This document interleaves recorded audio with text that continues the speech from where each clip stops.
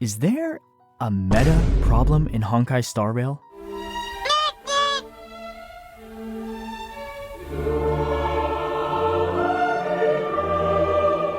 Nah, everything is fine, I'm sure. Star Rail is one of those games where team comp means everything. If you've got the best team, all of the challenges magically get switched to easy mode. Even in auto battle, you'll be able to steamroll everything, and therefore, you'll be having the most fun. That's how it works, right? Rhetoricals notwithstanding, as HOYO releases shiny new units for us to play with, they ultimately synergize along a few meta team archetypes. Currently, these are the big four: break and superbreak, follow-up attack, dot, and hypercarry.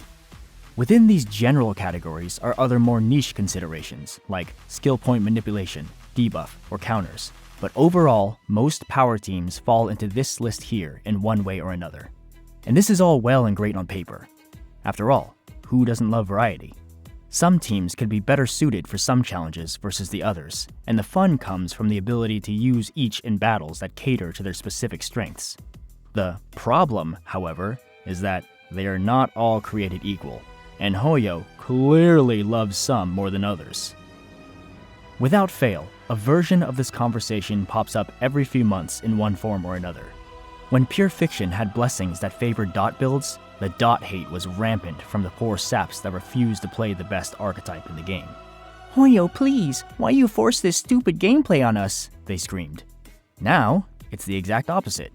Ever since Firefly became the poster girl waifu, the new hot meta has been superbreak, with blessings and limited units being catered specifically for that playstyle. MOC buffs, Harmony MC, Linksha, and potentially even the new drip-marketed Fugue. We currently live in a break, super break, and even more break-focused world.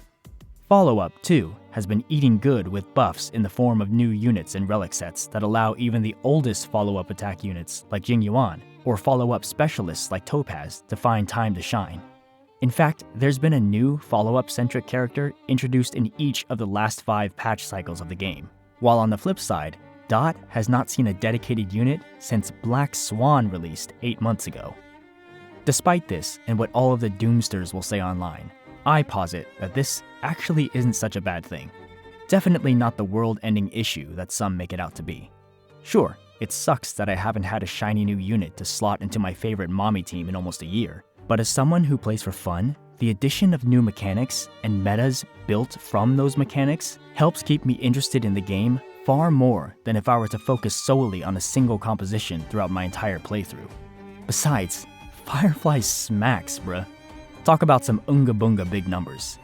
And watching Fei Xiao obliterate anything that dares stand in her way lights up neurons in my brain that I didn't even know I had.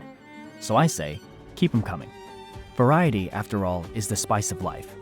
I like having my buffet of teams to choose from, and the flexibility of being able to mix and match units to test out different synergies, regardless of meta this and meta that.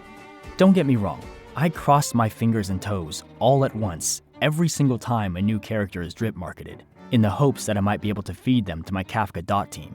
But even if they don't fit, I'm not upset about it. It just means I get to try out some of the other cool stuff HOYO is cooking. Or even another patch for me to save my precious jades until the glorious moment someone fitting does come along.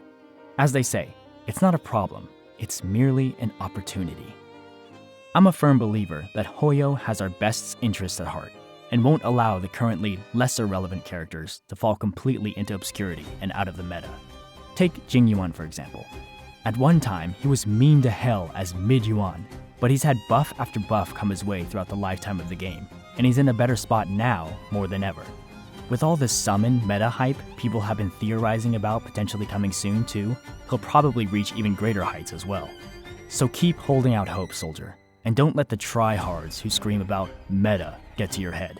It's not a problem. Your neglected archetype will shine again. Dot, hypercarry, whatever, and it will be heavenly. Unless, of course, you're a blade main. That paradise may be unreachable for you. Thanks for watching. If you want more Star Rail content, check out these videos here. Thumbs if you liked it, subs if you loved it. Until next time, see ya!